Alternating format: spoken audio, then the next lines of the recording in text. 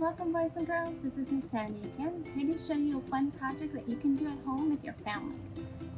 All you need, some shaving cream, a mixing bowl, some glue, white glue, but clear glue works as well, a piece of paper,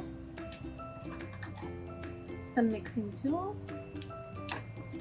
and if you really want to have some fun, maybe some glitter, but this is always optional.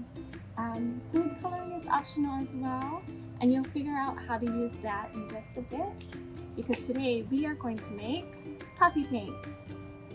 Alright, first you are going to need some shaving cream, and you're going to go ahead and put some shaving cream into your mixing bowl.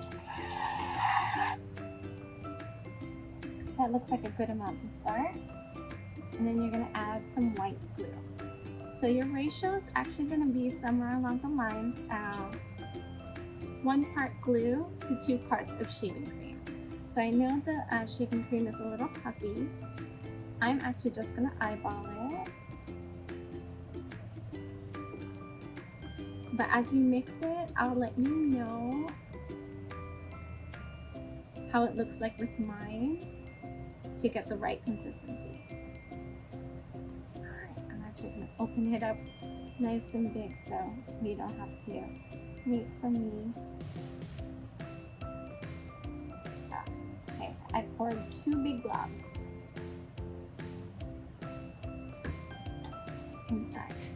Okay, I'm going to start mixing with my craft stick actually.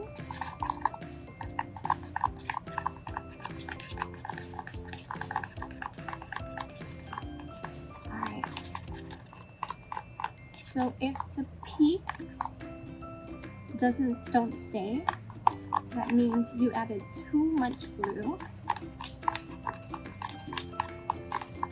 Okay. You see how it stays? So I think that is actually pretty good. This is a sensory activity as well, and it does clean up fairly nicely and easily with water. So if you would like to take the chance and have your little ones explore with their hands, you could do that as well. If you want it to be more contained, definitely outside. Doing this as a project outside is an option, but you can also put it in a big bin and then just have them mix it all together with a craft stick or some spoons first, and then delve in with their hands. Alright, so if you have food coloring and you do not want to stick with white puffy paint, now's a good time to go ahead and add 1, 2, or 3 drops depending on how bright you would like your color to be. I'm actually going to stick with white because I'm going to go ahead and put the glitter as my final step. So what's nice about puffy paint is it actually does dry puffy.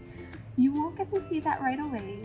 It will have to be an overnight drying activity. So try as you might, please don't be so tempted as to press it all down because you want it to pop up. Alright, so here we go. I'm going to go ahead and start spreading it onto my paper. I'll put a little bit more as well.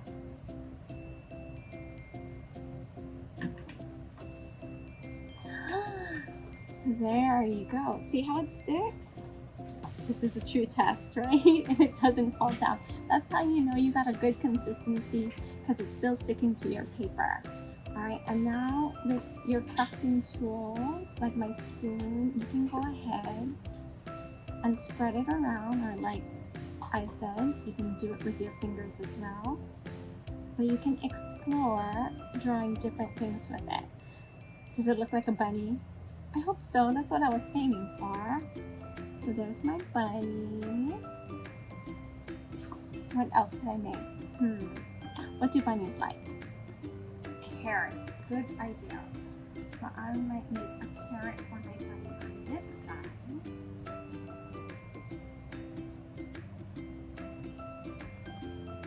So I just got a little bit more. can spread it however I would like it. It's a pretty fat carrot for a party.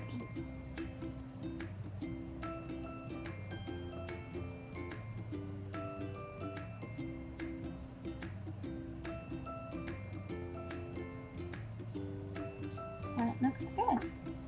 So actually, the thicker that you make your puffy paint, see how thick it is? The longer it will take to dry as well. So just keep that in mind. You do want it to be puffy, but you don't want it to be too puffy, or else it'll take longer than a night to dry. Alright, but I think this looks good. If you would like to create more, you are more than welcome to do so. But I'm gonna actually end with my glitter, because that's always fun.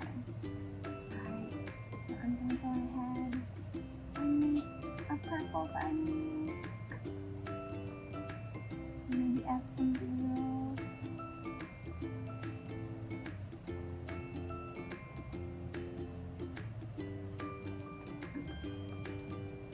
And let me got my carrot.